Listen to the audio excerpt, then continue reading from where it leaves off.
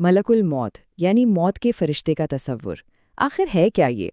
हमेशा से इसके गिर्द एक पुरअसरारियत रही है।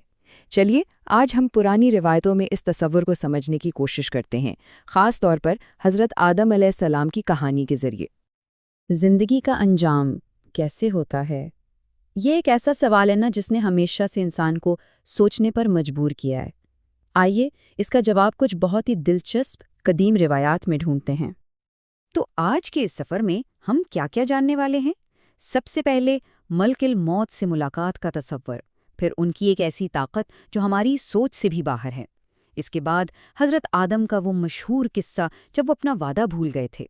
फिर देखेंगे कि दूसरे अंबिया का तजर्बा कैसा रहा। और आखिर में हज़रत नूह के आखिरी अल्फाज पर बात ख़त्म करेंगे। तो चलिए शुरू करते हैं और मिलते हैं इस कहानी के मरकजी किरदार से, एक ऐसी हस्ती जिसका नाम ही जिंदगी के इख्तिताम की अलामत है।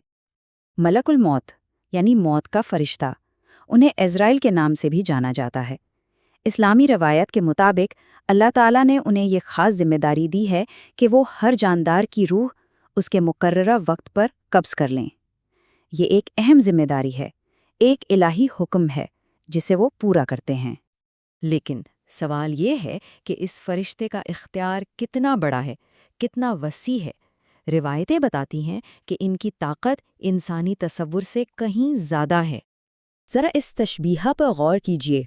रिवायतों में आता है कि पूरी दुनिया उनके हाथ में एक प्लेट, एक थाल की तरह है। मतलब वो जिसे चाहें, जहाँ से चाहें, बस उठा लेते हैं।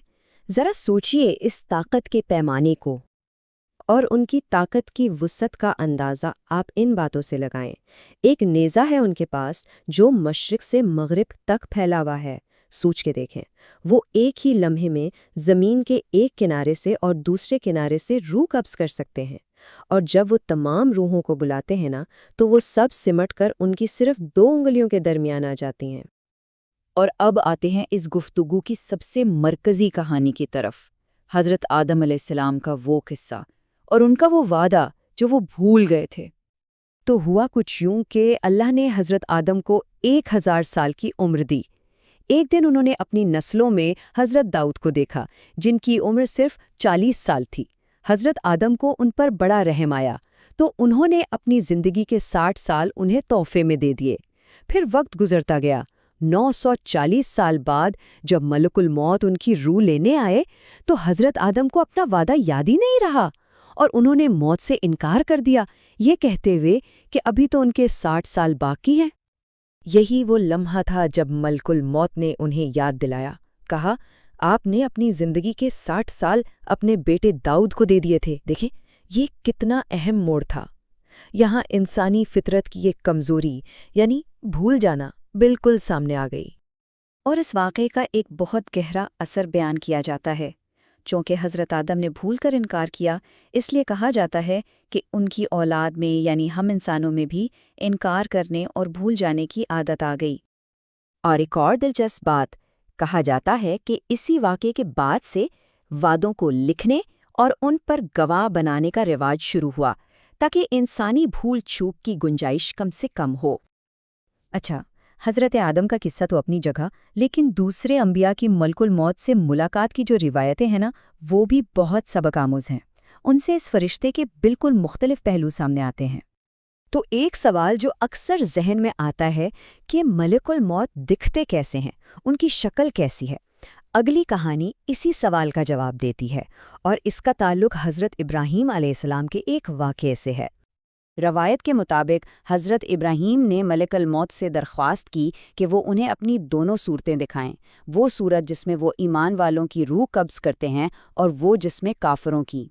तो ईमान वालों के लिए वो एक खूबसूरत खुशबूदार नौजवान की शक्ल में आते हैं, लेकिन काफिरों के लिए उनकी सूरत इतनी खौफनाक होती है कि उसे बर्दाश्त करना ही नामुमकिन है। एक स्याह हयूला जिसका सर आसमान तक है और जिस्म के हर बाल से आग के शोले निकल रहे हैं। और जब हज़रत इब्राहीम ने काफरों के लिए मुल्कुल मौत की ये सूरत देखी, तो उनका रद्द अमल इस शक्ल की होलनाकी को जाहिर करता है। उन्होंने कहा, खुदा की कसम, अगर एक काफिर कुछ और ना भी देखे ना, तो सिर्फ तुम्हें देख लेना ही उसकी ज़िंदगी ख़त्म करने के लिए काफ़ी है। हज़रत इदरीस का किस्सा तो शायद सबसे अनोखा और हैरानकुन है। سنیے، انہوں نے ملک الموت سے کہا کہ وہ موت کا تجربہ کرنا چاہتے ہیں، تو ان کی روح قبض کر کے واپس لوٹا دی گئی۔ پھر انہوں نے جنت اور دوزخ دیکھنے کی خواہش کی۔ جب انہیں جنت میں داخل کیا گیا تو انہوں نے وہاں سے نکلنے سے ہی انکار کر دیا، اور دلیل یہ دی کہ جو ایک بار جنت میں داخل ہو گیا وہ ہمیشہ کے لیے وہیں رہتا ہے۔ اور چلیے اب آخر میں حضرت نوح کی کہانی کی طرف چلتے ہیں، جو ایک بہت لمبی زندگی کا نچوڑ اور ایک بہت اہم سبق ہے ہم سب کے لیے۔ اپنی وفات کے وقت حضرت نوح نے اپنی اولاد کو ایک وصیت کی، بہت سادہ۔ انہوں نے 2 چیزوں کا حکم دیا اور 2 چیزوں سے منع کیا۔ حکم کس چیز کا تھا؟ توحید کا، کہ اللہ ایک ہے، اور تسبیح کا۔ اور منع کس سے کیا؟ شرک سے اور تکبر سے۔ توحید کی اہمیت پر انہوں نے کتنے زبردست الفاظ کہے ہیں۔ انہوں نے فرمایا، اگر 7 آسمان اور 7 زمینیں ترازو کے ایک پلڑے میں رکھ دی جائیں اور لا الہ الا اللہ دوسرے پلڑے میں، تو یہ کلمہ ان سب سے بھاری ہوگا۔ اور تکبر کی بھی انہوں نے وضاحت کی۔ ان کے مطابق تکبر کا مطلب اچھے کپڑے یا اچھے جوتے پہننا نہیں ہے۔ اصل تکبر ہے سچ بات کو ٹھکرا دینا، حق کو قبول نہ کرنا اور دوسرے لوگوں کو اپنے سے کمتر سمجھنا۔ تو یہ قدیم کہانیاں ہمیں یاد دلاتی ہیں کہ موت ہی ہے جو زندگی کو معنی دیتی ہے۔ اس سے ایک سوال پیدا ہوتا ہے، اگر ہماری زندگی ایک کہانی ہے تو یہ کیا کہانی سنا رہی ہے؟ اس کا انجام کیسا ہوگا؟ یہ وہ کہانی ہے جسے ہم ہر روز خود لکھ رہے ہیں۔